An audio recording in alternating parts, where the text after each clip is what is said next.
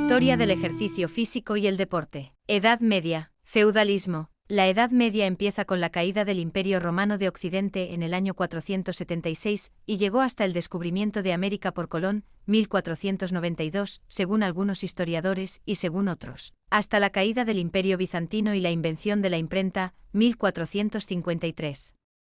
Esta época se caracterizó en los reinos cristianos por el control absoluto de la Iglesia, que intentó prohibir todo juego y práctica deportiva, considerándolas pecaminosas por estar ligadas al cuerpo y no al cuidado del alma.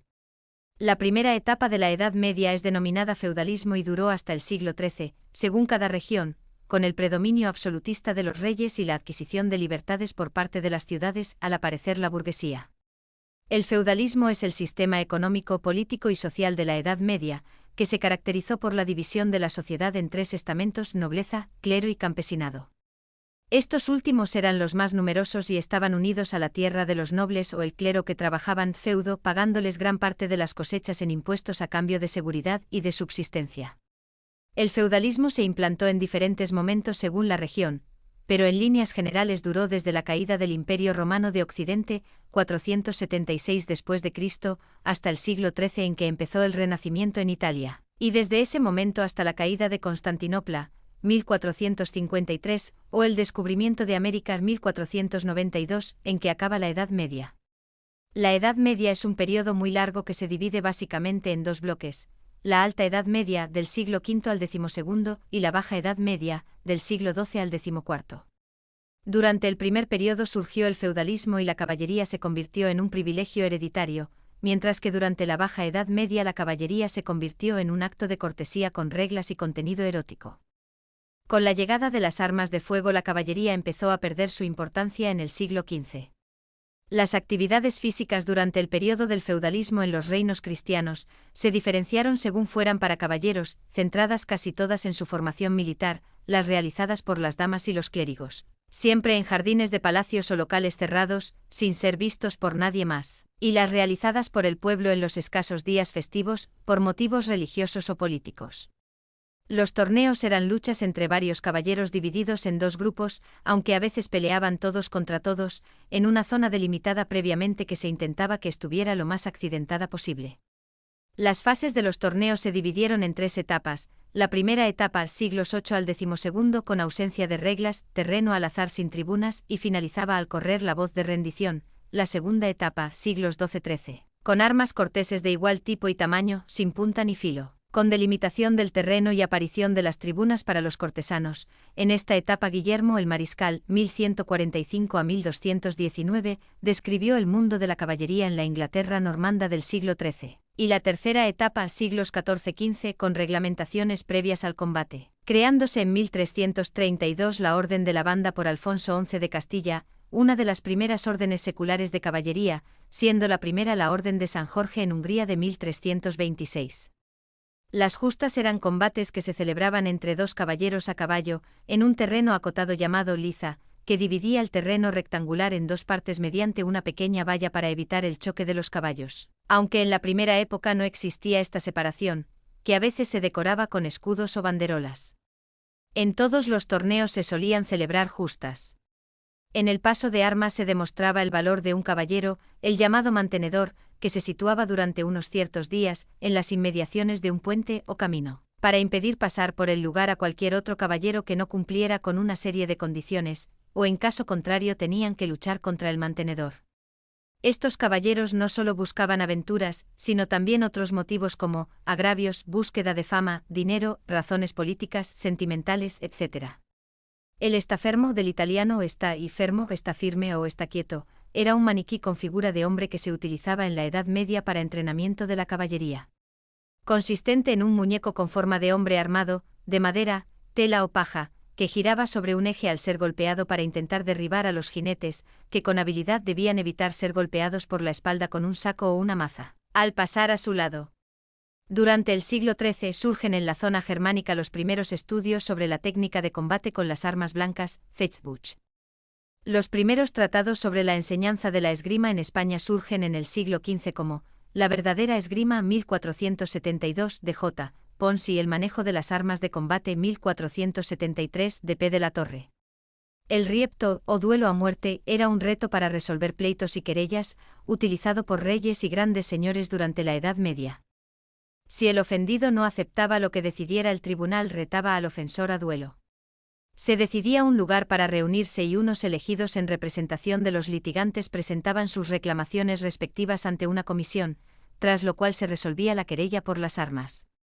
En varios tratados como de batalla atribuido al canónigo barcelonés de la catedral, Pere Albert, y en el Sumari de batalla a ultranca, de Pere Joan Ferre, se fijaban las normas para la realización de los rieptos o duelos judiciales. En el juego de la sortija, también llamado carrera de cintas, se cuelga de una cinta de colores una sortija o argolla en un arco de 2 a 3 m de altura. Los jinetes corrían hacia ella con su lanza, tratando de ensartar la sortija con su lanza sin detenerse o frenar su marcha. Cada cinta llevaba los colores de una dama para que los caballeros insertaran la del color que deseaban. Actualmente se sigue practicando en varios lugares de Sudamérica y en la antigüedad se sabe que se practicaba también en el norte de África.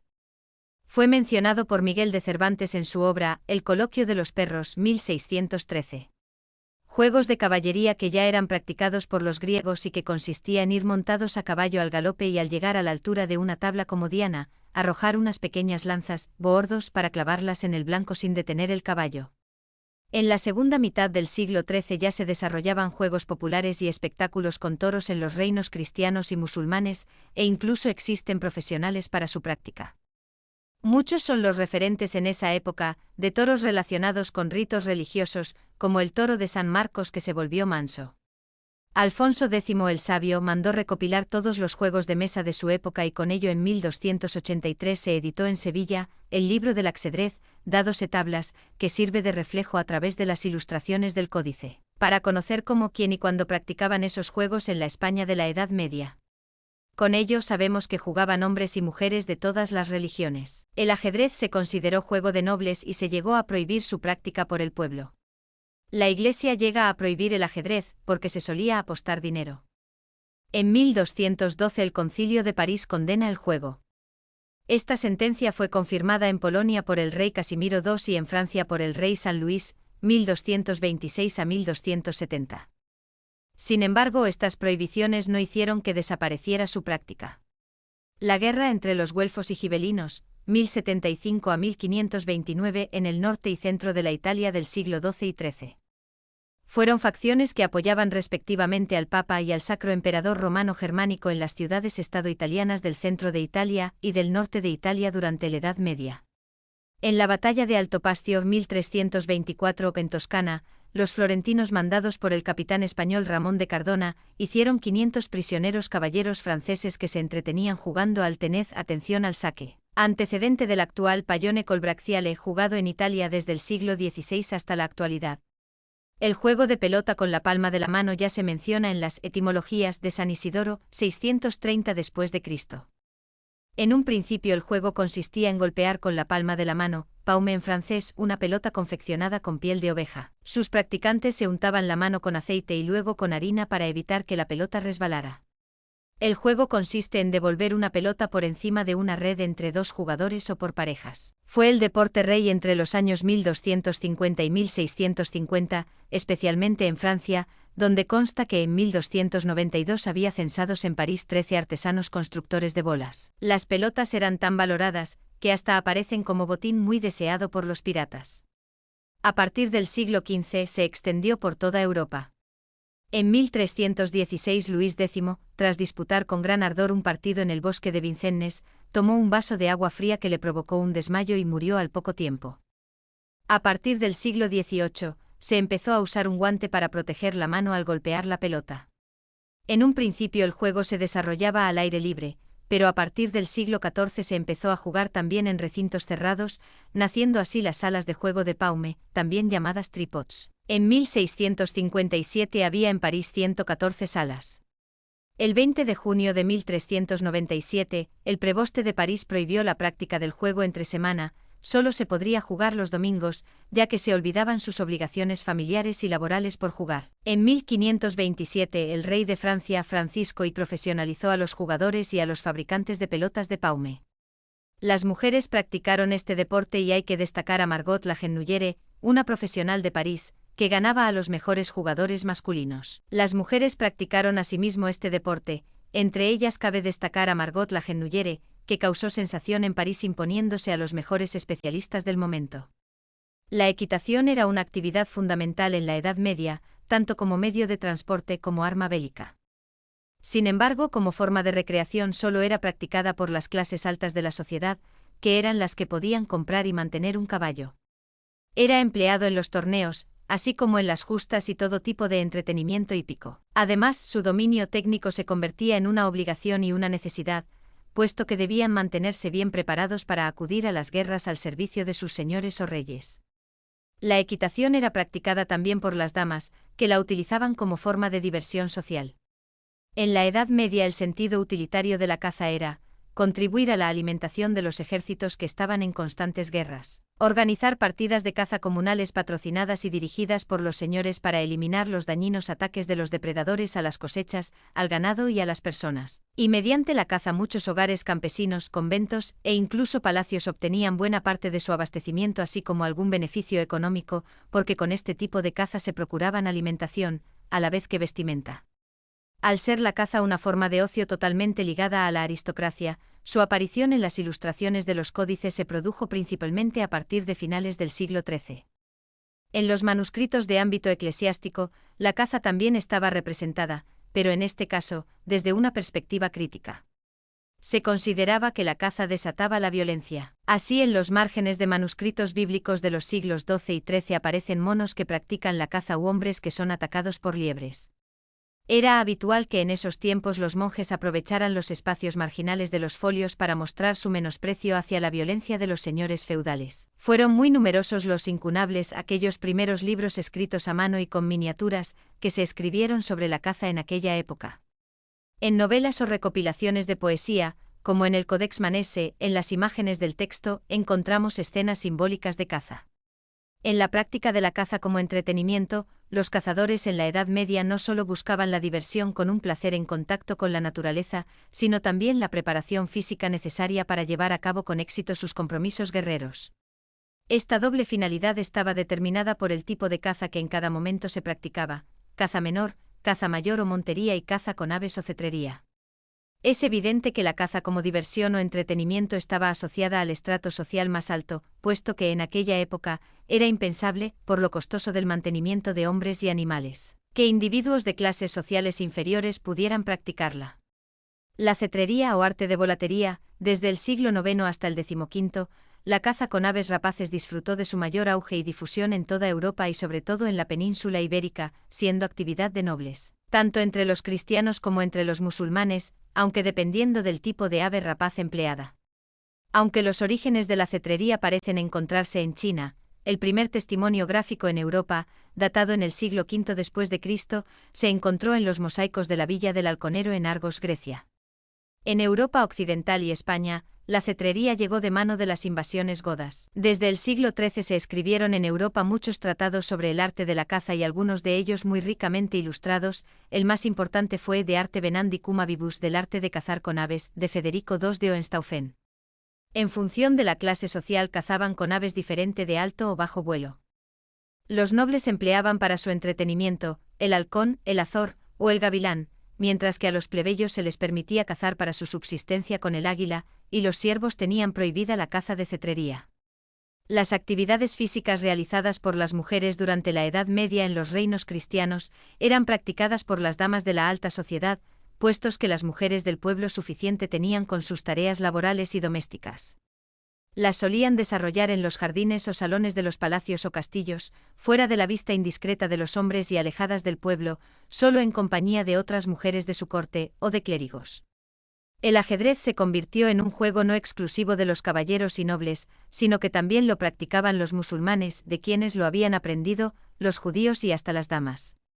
Entre los juegos y diversiones para entretenerse las damas de la corte, se encontraban numerosos juegos de habilidad y destreza, que eran a lo más que llegaban de actividad física las mujeres nobles de esa época, salvo la equitación y la cetrería. Estas actividades se desarrollaban normalmente en los jardines o patios interiores de sus castillos y casi siempre acompañadas solo por otras mujeres o clérigos. Los juegos de pelota con un palo recibieron numerosos nombres por esa época. En el auto o farsa del nacimiento de nuestro Señor Jesucristo, de Lucas Fernández, 1514, se refiere a este juego como estornija. Mientras que en los romances del Tesoro de Conceptos Divinos, 1613, de Fray Gaspar de los Reyes, aparece bajo la denominación de maruca. Por su parte, Rodrigo Caro, en su recopilación de juegos Días Geniales y Lúdricos, 1626, lo nombra como maruca. El Código de las 7 partidas 1265 de Alfonso X menciona otro juego de la pelota, prohibiéndose a los clérigos jugarlo. Estos juegos de pelota aparecen en muchas otras obras con nombres diferentes, jugados tanto por damas y clérigos, como por jóvenes varones. También había otros juegos como el de lanzar bolas entre dos personas, y una en medio debía esquivarlas saltando.